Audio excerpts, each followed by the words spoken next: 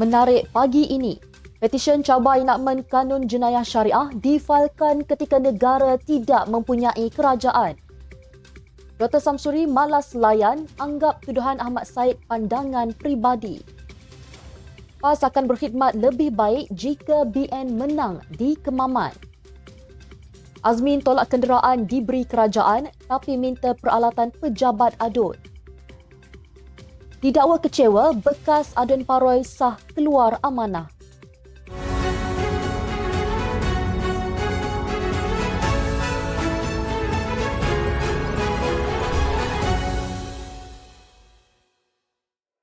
Assalamualaikum dan salam Malaysia Madani.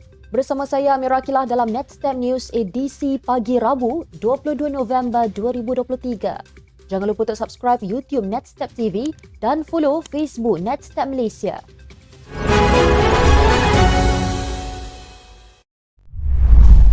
Berita sepenuhnya, petisyen Nik Elin Zurina Nik Abdul Rashid dan anaknya Tengku Yasmin Natasha Tengku Abdul Rahman bagi mencabar enakmen Kanun Jenayah Syariah Kelantan 2019 difailkan ketika negara tidak mempunyai kerajaan.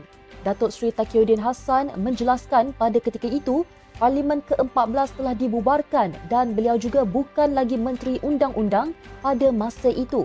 Kebenaran daripada Mahkamah Persekutuan melalui Hakim Datuk Vernon Ong telah memberikan kebenaran pada 30 September 2022 difailkan oleh Nik pada 7 Oktober 2022. Taqiyuddin di Dewan Rakyat semalam berkata, petisyen untuk memohon deklarasi daripada mahkamah telah dimasukkan pada 13 Oktober 2022 yang mana ketika tiada kerajaan. Beliau berkata demikian sebelum mengutarakan soalan tambahan pada sesi pertanyaan Perdana Menteri. Sebelum itu, Muhammad Azizi Abu Naim minta Perdana Menteri Datuk Seri Anwar Ibrahim menyatakan pendirian kerajaan persekutuan terhadap notis petisyen yang difailkan oleh Nik Elin Zurina dan anaknya yang dilihat sebagai usaha mencabar enakmen Kanun Jenayah Syariah Kelantan 2019 serta apakah usaha yang dibuat oleh kerajaan bagi memastikan undang-undang berkaitan syariah terus terpelihara. Datuk Seri Anwar menyifatkan kes tersebut kini seolah-olah dibebankan kepada kerajaan perpaduan sedangkan ia telah berlaku sejak 2021 iaitu sebelum beliau menjadi Perdana Menteri.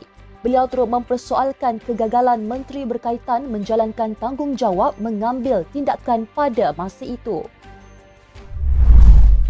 Menteri Besar Terengganu Datuk Seri Dr. Ahmad Samsuri Mokhtar menganggap kenyataan Ahmad Said yang menyifatkannya tamak kerana bertanding di pilihan raya kecil Parlimen Kemaman sebagai pandangan peribadi. Samsuri yang juga naib Presiden PAS itu enggan melayan dan mengulas perkara tersebut. Beliau yang ditemui selepas melawat mangsa banjir di pusat pemindahan sementara di Sekolah Kebangsaan Cendering di Kuala Terengganu menegaskan beliau mahu fokus kepada kempen pilihan raya.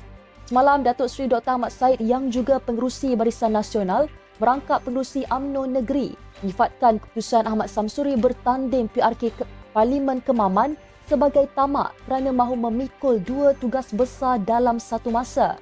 Ahmad Samsuri dalam pada itu berkata, kemenangan 32-0 Perikatan Nasional dalam pilihan raya negeri Terengganu yang lalu sememangnya boleh dikatakan tamak. Namun katanya, itu adalah pilihan rakyat dan jika tidak bersetuju dengan keputusan itu, ianya seolah-olah mempersalahkan pilihan rakyat.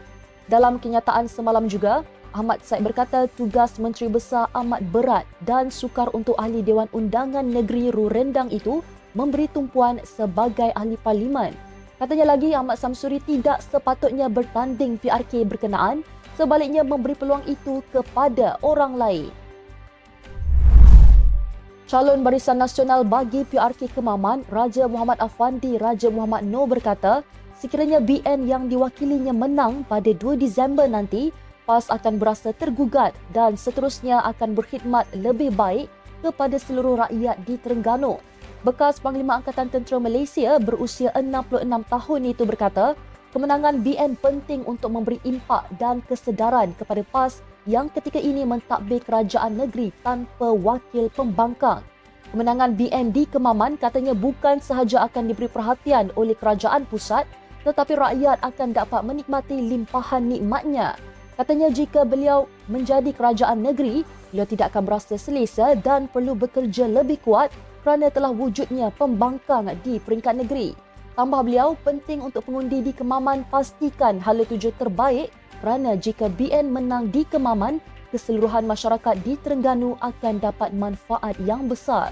Penampilan Raja Muhammad Afandi dalam PRK Kemaman kali ini mencuri tumpuan apabila muncul sebagai bekas pegawai tertinggi ATM yang terjun ke arena politik. Mengulas mengenai keputusannya menjadi calon itu, Raja Muhammad Afandi berkata penglibatannya tetap bukan sebagai seorang ahli politik. Sebaliknya, beliau meletakkan dirinya sebagai seorang negarawan tentera. Katanya lagi, beliau mengambil langkah dan kesanggupan untuk menjadi calon supaya tiada penyesalan dalam hidupnya apabila peluang itu wujud. Ketua Pembangkang Selangor, Datuk Seri Muhammad Azmin Ali menolak kenderaan yang diberikan kepada beliau oleh kerajaan negeri. Azmin berkata ia bukan keutamaan beliau ketika ini dan mengucapkan terima kasih kepada Datuk Menteri Besar yang menyediakan kemudahan itu. Menyatakan telah menyerahkan semula kenderaan itu kepada kerajaan negeri, beliau berkata apa yang diperlukan adalah kemudahan di pejabat Ketua Pembangkang, termasuk mesin fotostat, mesin pencetak dan komputer. Azmin berkata dalam persidangan Dewan Undangan Negeri Selangor semalam berkata kemudahan-kemudahan itu akan dapat membantu ahli Dewan Undangan Negeri untuk berfungsi dengan lebih efektif sebagai blok semak dan imbang. Selain itu, Muhammad Azmin memohon kerajaan negeri supaya menyediakan peruntukan bagi melantik penyelidik bagi membantu adun mendapatkan data dan fakta tepat. Jelasnya, sebahagian besar adun sama ada di pihak kerajaan atau pembangkang adalah adun yang baru dipilih. Tambah Azmin, ada lebih baik Dewan memberikan sokongan dan peruntukan yang secukupnya supaya lebih ramai penyelidik dapat dilantik untuk membantu adun melakukan kajian agar perbahasan mereka dapat dimanfaatkan oleh Dewan Undangan Negeri. Desas-desus yang menyatakan bekas ahli Dewan Undangan Negeri Paroi, Datuk Muhammad Taufik Abdul Ghani, menghilangkan diri kerana tidak dicalonkan pada pilihan raya negeri lalu, akhirnya terjawab apabila beliau disahkan keluar dari Parti Amanah Negara.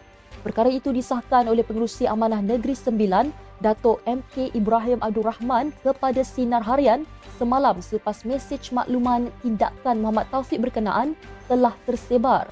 Datuk MK berkata, Muhammad Taufik tidak menghubunginya secara peribadi tetapi menghantar mesej memaklumkan perkara itu di WhatsApp grup parti lebih kurang jam 6 petang Isnin.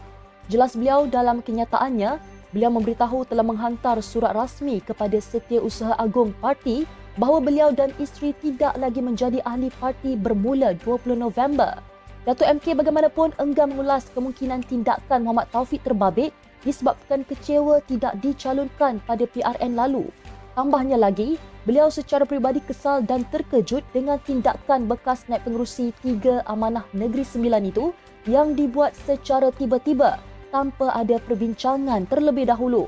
Datuk MK menyatakan beliau juga belum menghubungi Muhammad Taufik untuk berbincang lebih lanjut, namun katanya tiada apa lagi untuk dibincangkan kerana beliau telah pun membuat keputusannya. Katanya ada rakan-rakan parti yang meminta kepimpinan di peringkat pusat untuk memujuk Muhammad Taufik supaya menarik balik keputusannya. Dalam pada itu, MK Ibrahim berharap tindakan Muhammad Taufik tidak memberi kesan kepada amanah di Negeri Sembilan, khususnya di kawasan Rembau. Sekian untuk edisi pagi ini. Ikuti perkembangan semasa isu-isu panas politik Malaysia setiap hari hanya di Netstep News. Jangan lupa untuk follow Facebook Netstep Malaysia dan subscribe YouTube Netstep TV. Netstep Malaysia menjangkau informasi, mengorak inspirasi. Saya Amira Akilah. Assalamualaikum dan salam sejahtera.